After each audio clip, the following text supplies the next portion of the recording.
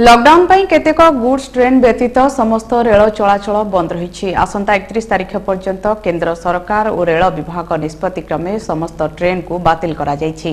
कोरोनार भयावहता को दृष्टि रे रखी जेपरी एही रोग व्यापिब नाही सेथिनै एपरी पदक्षेप ग्रहण करा जायछि। तेबे रविवार विलंबित राति रे बहु जनसाधारण कोणार्क ट्रेन रे ब्रह्मपुर को फेरीथिबा बेले सेमानकु जिला प्रशासन तरफ रोटारी क्लब और स्वास्थ्य विभाग सहयोग रे नाम पंजीकरण करा जिबा सह स्वास्थ्य परीक्षा करा जायछि। विभिन्न राज्य रे लॉकडाउन घोषणा करा जिबा फल रे विभिन्न कल कारखाना और अन्य व्यावसायिक प्रतिष्ठान बंद रहिथिबा जुगु लोकमाने निज निज ग्राम को फेरी आछन्ति।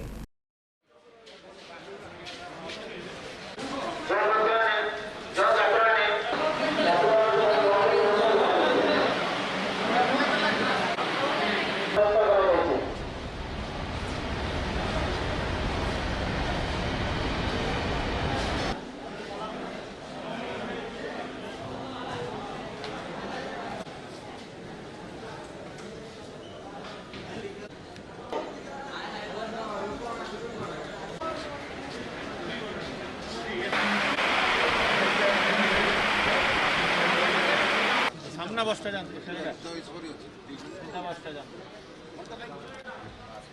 आउथरे